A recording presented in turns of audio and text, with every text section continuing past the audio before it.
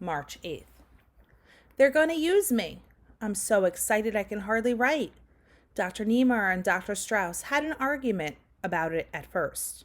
Dr. Niemeyer was in the office when Dr. Strauss brought me in. Dr. Niemeyer was worried about using me, but Dr. Strauss told him Miss Kinnean recommended me the best from all the people who she was teaching. I like Miss Kinnean because she's a very smart teacher. And she said, "Charlie, you're going to have a second chance. If you volunteer for this experiment, you might get smart.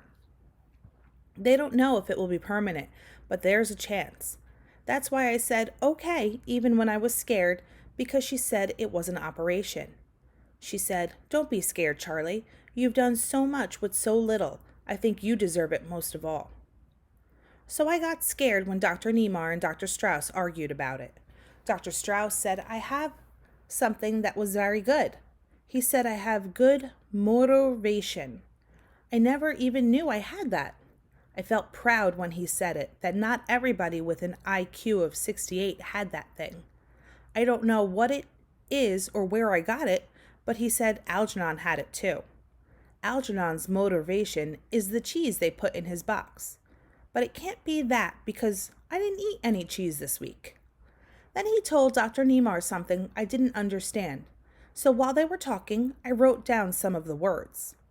He said, "Dr. Niemeyer, I know Charlie is not what you had in mind as the first of your new breed of intellect." Couldn't get the word. Superman. But most people of his low-ment are host and uncouth. They are usually dull and apath and hard to reach. He has a good nature. He's interested and eager to please. Dr. Niemeyer said, "Remember, he will be the first human being ever to have his intellect tripled by surgical means." Dr. Strauss said, "Exactly.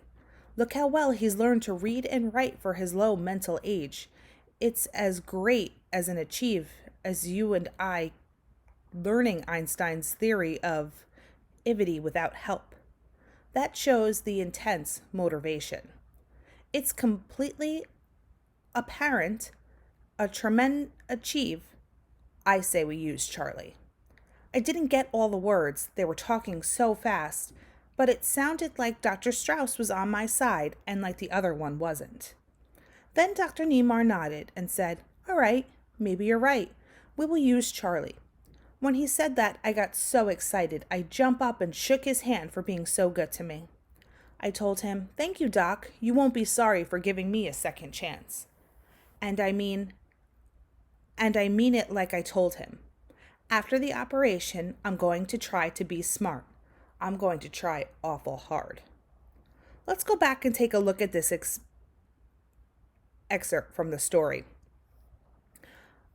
Charlie was trying to copy down the words the doctors were saying, so that's why these stars are here, because he wasn't getting the words fully because they were speaking too fast. Progress Report 5, March 10th. I'm scared. Lots of people who work here and the nurses and the people who gave me the tests came to bring me candy and wish me luck. I hope I have luck. I got my rabbit's foot and my lucky penny and my horseshoe. Only a black cat crossed me when I was coming to the hospital. Dr. Strauss said, "Don't be superstitious, Charlie. This is science." Anyway, I'm keeping my rabbit's foot with me. I asked Dr. Strauss if I'll beat Algernon in the race after the operation, and he said, "Maybe. If the operation works, I'll show that mouse I can be as smart as he is. Maybe smarter. Then I'll be able to read better and spell the words good and know lots of things and be like other people. I want to be smart like other people. If it works permanent, they will make everybody smart all over the world." They didn't give me anything to eat this morning. I don't know what that eating has to do with getting smart. I am very hungry, and Dr. Niemeyer took away my box of candy. That Dr. Niemeyer is a grouch. Dr. Strauss says I can have it back after the operation. You can't eat before an operation. Progress Report 6, March 15th. The operation didn't hurt. He did it while I was sleeping. They took off the bandages from my eyes and my head today so I can make a progress report. Dr. Nemar, who looked at some of my other ones, says I spell progress wrong, and he told me how to spell it, and report too. I got to try to remember that. I have a very bad memory for spelling. Dr. Strauss says it's okay about all the things that happen to me, but he says I should tell more about what I feel and about what I think. When I told him I don't know how to think, he said, try. All the time when the bandages were on my eyes, I tried to think. Nothing happened. I don't know what to think about. Maybe if I ask him, he will tell me how I can think now that I'm supposed to get smart. What do smart people think about? Fancy things, I suppose. I wish I knew some fancy things already. Progress Report 7, March 19th. Nothing is happening. I have had lots of tests and different kinds of races with Algernon. I hate that mouse. He always beats me. Dr. Strauss says I got to play those games, and he said sometime I got to take those tests over again. These ink blots are stupid, and those pictures are stupid too. I like to draw a picture of a man and a woman, but I won't make up lies about people. I got a headache from trying to think so much.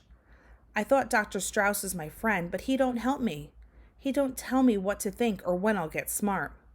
Miss Kinnian didn't come to see me. I think writing these progress reports are stupid too. Progress Report 8, March 23rd. I'm going back to work at the factory. They said it was better I should go back to work, but I can't tell anyone what the operation was for, and I have to come to the hospital for an hour every night after work. They are going to pay me money every month for learning to be smart. I'm glad I'm going back to work because I miss my job and all my friends and all the fun we have there.